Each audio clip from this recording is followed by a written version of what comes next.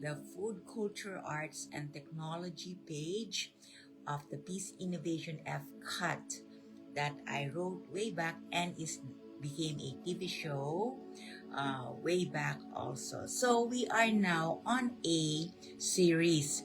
It's called Let's Talk About the SDG Actions, because a lot of people doesn't know what is SDG, which is the guide for the Peace Innovation FCUT of this page. So what is SDG? So if you want to know more of this, and then you can just listen, watch, learn, and then share for your learning. So what is SDG? SDG are the Sustainable Development Goals. These are the 17 Sustainable Development Goals of the United Nations. So I will just give you a summary of this SDGs. So SDGs, we have 17. We have number 1 is no poverty. Number 2 is zero hunger. Number 3 is good health and well-being. Number 4 is quality education. Number 5 is gender equality. Number 6 is clean water and sanitation. Number 7 is affordable and clean energy. Number 8 is decent work and economic growth. Number 9 is industry, innovation, and infrastructure. Number 10 is reduce inequalities. Number 11 is sustainable cities and communities. Number 12 is responsible consumption and production. Number 13 is climate action. Number 14 is life below water. Number 15 is life on land. Number 16 is peace, justice, and strong institution. And number 17 is partnership for the goal. So since these are 17 goals, I will do a 17 series of live videos on the summary of this SDG and the recommended SDG actions to fast track and achieve and help in achieving the Sustainable Development Goal by 2030. So a basic introduction. The Sustainable Development Goals are the blueprint to achieve a better and more sustainable future for all. They address the global challenges we face, including those related to poverty, inequality, climate change, environmental degradation, peace, and justice. The 17 goals are all interconnected, and in order to leave no one behind, it is important that we achieve them all, the 17 goals, by 2030. Okay, so how to accelerate this SDG?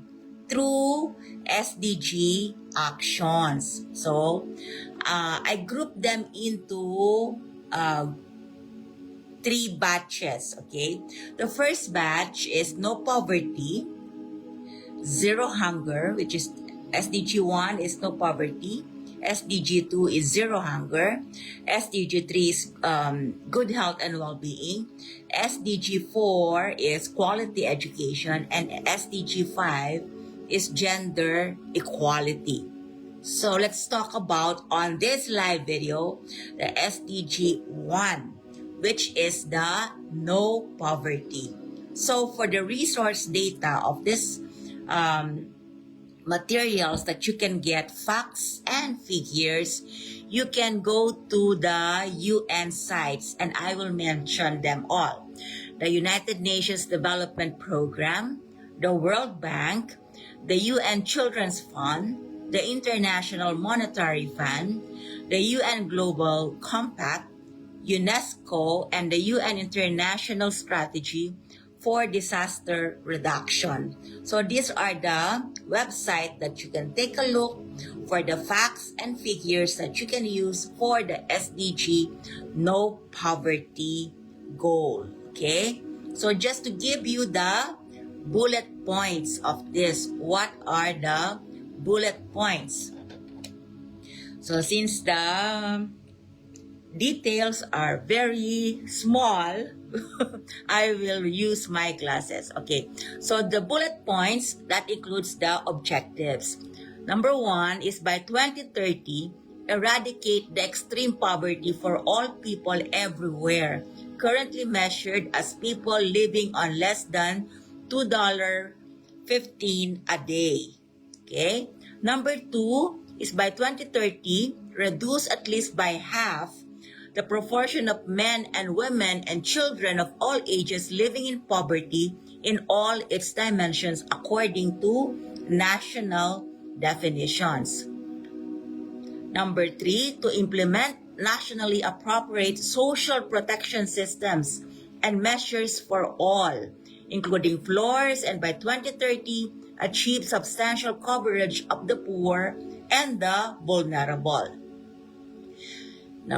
Bullet point number 4 is by 2030, ensure that all men and women, in particular the poor and the vulnerable, have equal rights to economic resources as well as access to basic services, ownership and control for land and other forms of property, inheritance, natural resources, appropriate new technology and financial services, including microfinance.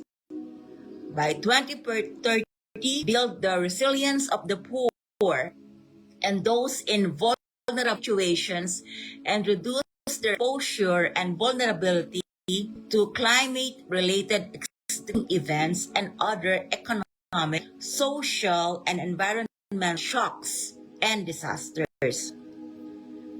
And then, one point here is that to ensure significant mobilization of resources from a variety of sources, including through enhanced development cooperation in order to provide adequate and equitable means for developing countries. In particular, the list the countries to implement programs and policies to end poverty in all its dimensions, and then to create a sound policy at national, regional, and international levels based on pro-poor and gender-sensitive development strategies to support accelerated investment in poverty eradication action. Okay, so those are the summary bullet points, the SDG1, poverty, SDG or Sustainable Development Goal of the United Nations. How to accelerate this SDG to the proposed SDG actions, okay? So, what I am doing is this SDG1 No Poverty Shop. It's called the Entrepreneurship and Financial Management Behavioral Program Workshops and Management of Personality Development and Building in Achieving Longevity and Sustainability by developing the skill of earning and disciplining the earned money through disaster resilient, innovative business enterprises for global recognition and the nation's recognition as SDG action of the advocate of you as an advocate, as an individual advocate. So why do we do the SDG action on SDG1 poverty? It is because if the current trends continue, 575 million people will still living in extreme poverty, and only 1/3 of countries will have halved their national poverty by 2030. So, despite the expansion of social protection during the COVID-19 crisis, over 4 billion people remain entirely affected. Many of the world's population groups, including young and the elderly, remain covered by statutory social protection programs. That's why we need to do SDG actions. Another is that the share of the government spending on essential services such as education, health, and social protection is significantly higher in advanced economies than in emerging and developed economies. Also, in action and investment to enhance economic opportunities in education and extend protection to all, particularly most excluded, is crucial to delivering central commitment to end poverty and to leave no one behind. So therefore, the global poverty headcount ratio at $2.15 is revised slightly 0.1% to 8%, resulting in a revision number of poor people from 648 million to now 609 million. This is the gathered from the run. So that's it. We will cut this because it's gonna be too long if it was all the SDG. So for now, it's only the summary SDG1. No. If you have questions on how to do DG action in your organization, you just message me. So if you want to go the SDG poverty workshop, using my module on entrepreneurship and financial management to help. It is a behavioral planning workshops and management, personality development, and team building. So let's see again for the next series on the SDG2 for the next video, and then until we finish all the 7 videos of this SDG. Okay, it is the shortest definition, shortest summary that I can you, because if you want to elaborate the SD, gonna be an overwhelming data because of many data. As I've said in the, if you wanna know more on the facts, here's just go to the site mentioned for all the data you need and for to supplement and the case studies and everything. See you again next time for another session on this FCAT facts